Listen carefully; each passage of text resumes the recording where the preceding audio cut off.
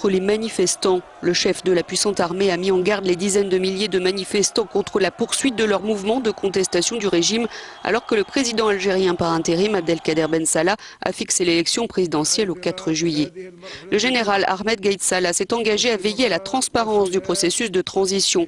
Il a écarté catégoriquement le principe d'un vide constitutionnel, une apparente fin de non-recevoir ou revendication d'un départ du système. Et il est allé plus loin. Il a dénoncé une main étrangère qui, selon lui, inciterait certains individus à gérer la transition et manipulerait les manifestants afin de déstabiliser la nation et de semer la discorde parmi le peuple. Le chef de l'état-major n'a pas précisé qui, selon lui, interférait, mais a fait référence à certaines parties étrangères, compte tenu de leurs antécédents historiques. Une allusion voilée, probablement à la France, ancienne puissance coloniale.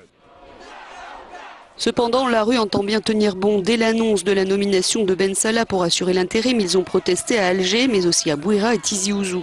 Tout pourrait donc dépendre de la mobilisation des Algériens ce vendredi, rendez-vous des contestataires depuis cette semaine. Nous demandons leur départ à tous. Nous ne voulons plus de Ben Salah, ni du général Gaïd Salah, ni du Premier ministre Bedoui. Nous ne voulons plus de ce gouvernement. Nous voulons un comité indépendant élu par le peuple pour gérer cette période de transition et préparer une élection présidentielle libre et démocratique, comme le veut le peuple.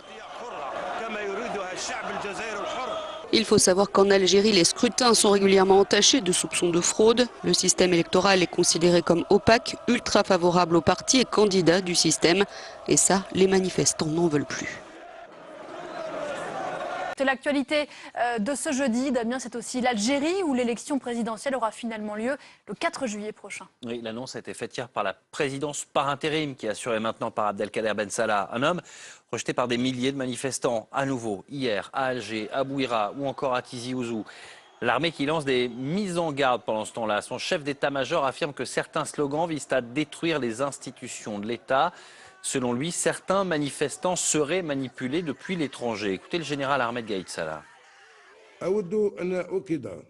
Je tiens à confirmer que la période de transition mise en place pour la préparation de l'élection présidentielle se déroulera sous le contrôle de l'armée nationale, populaire, qui surveillera son déroulement, dans le cadre de la confiance mutuelle qui existe entre le peuple et l'armée.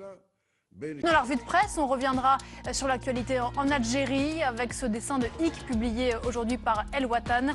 Dessin dans lequel les manifestants, vous le voyez derrière moi, rejettent les accusations du chef d'état-major de l'armée qui voit la main d'agitateurs étrangers dans le mouvement de